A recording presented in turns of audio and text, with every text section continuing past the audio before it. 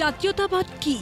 জাতীয়তাবাদ, ৰাজনৈতিক চিন্তা, দিছপুৰত কোন বহিব, দিল্লীলৈ কোন আহিব, এই আটাইবোৰ কথা আমি স্বাধীন প্ৰতিদিন গোষ্ঠীৰ কনক্লেভত পুংখানুপুংখভাৱে আলোচনা।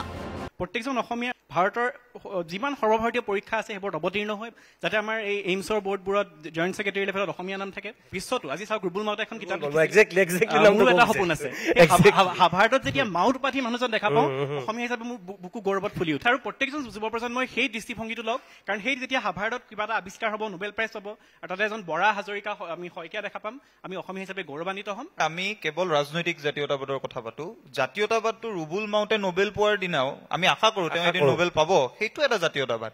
গতিকে আমি সকলো ধৰণৰ জাতীয়তাবাদী চিন্তাৰ প্ৰতি দায়বদ্ধ হৈ থাকিব লাগে। কিন্তু বিশ্ব দৰবাৰত প্ৰতিষ্ঠাৰ বাবে কিমান উন্নত হৈছে অসমৰ শিক্ষা ব্যৱস্থা?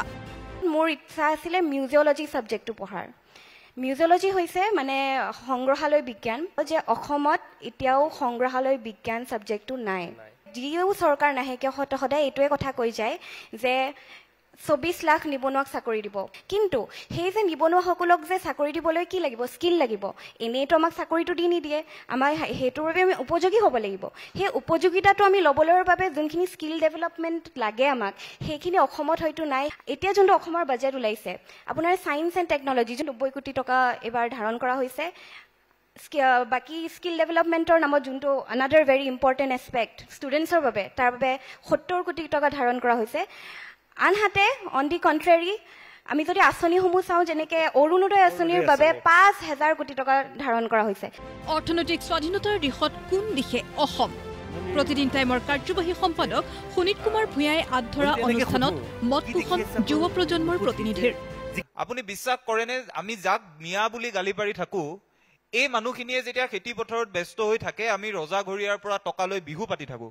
যেতিয়া তেওঁলোকে পথাৰত মৰাপাটৰ খেতিৰ পৰা বছৰত 4-5টা খেতি কৰি পেলাই আমি চৰকাৰৰ পৰা টকা লৈ আমি নিজৰ অৰুণোদয় আঁচনিখন লৈ থাকো।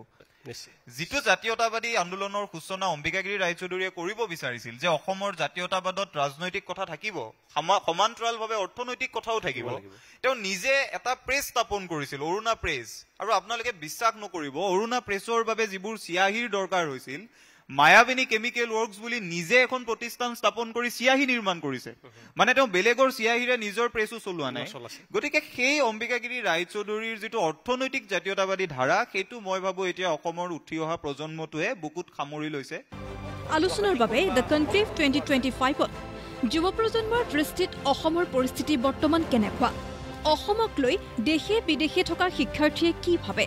দিল্লীলৈ আহিছে, দিল্লী বিশ্ববিদ্যালয়ৰ অধ্যয়নৰত বৰ্তমান তেওঁলোকে আহিয়ে এটা বস্তু নটিচ কৰিছিল বা এটা বস্তু আমাৰ লক্ষ্য নাহে যে আমি এলিয়েন ৱৰ্ল্ড নিচিনা ফিল কৰোঁ। আলোচনাৰ বাবে দ্য কনক্লেভ 2025ত যুৱ প্ৰজন্মৰ দৃষ্টিত শীৰ্ষক আলোচনাত JNUৰ গৱেষক ছাত্ৰ শুভ্ৰাংশু প্ৰতিম শৰ্মা, গুৱাহাটী বিশ্ববিদ্যালয়ৰ গৱেষক ছাত্ৰ ত্ৰিদীপ ভাগৱতী, দিল্লী বিশ্ববিদ্যালয়ৰ ছাত্ৰ অভিনৱ বৰগোহাঁই, নতুন দিল্লীৰ সদৌ অসমীয়া ছাত্ৰ সন্থাৰ সভাপতি কৃষ্ণালী পাঠক,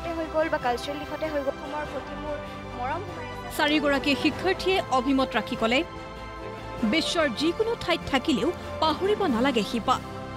যিবোৰ মনে আগতে মানুহক মানুহ হিচাপে চাইছিল, এতিয়া হিন্দু মুছলমান হিচাপে চায়। যিটো মনে আগতে মানুহৰ দুখত দুখী হৈছিল, এতিয়া হিন্দুৱে দুখ কৰিলে দুখ পায়, মুছলমানে কৰিলে ফূৰ্তি পায়।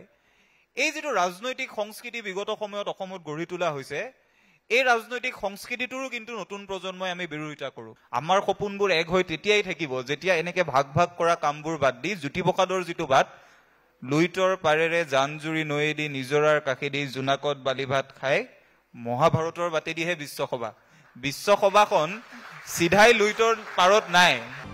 অসমৰ জ্বলন্ত সমস্যাসমূহক লৈও উদ্বিগ্নতা প্ৰকাশ যুৱ প্ৰজন্মৰ প্ৰতিনিধিসকলৰ। মই ভাবোঁ আমাৰ ভাষাটো বহুত সংকটত আছে। এনেকুৱা নহয় যে ভাষা এটা স্থিৰ হৈ থাকিব লাগিব বা সকলো সময়তে তোমালোকে কিং কৰ্তব্য বিমূঢ় শব্দটোৱে ক'ব লাগিব, তেনেকুৱা নহয়। আমাৰ যিবোৰ বিয়াত আজিকালি দেখা পাওঁ, এনেকুৱা কিছুমান ট্ৰেডিশ্যনছ আহি গৈছে যে এইবোৰ মেহেন্দি কিবা কিবি, মই বহুত সেইটো দুখ পাওঁ আচলতে। সুনীতা, ইয়াতে মোৰ জ্যোতিপ্ৰসাদ আগৰৱালে কোৱা কথা এষাৰ মনত পৰিছে, ৰূপান্তৰহে মাথো জগত ধুনীয়া কৰে, সেয়াই মোৰ গায়ত্ৰী মন্ত্ৰ।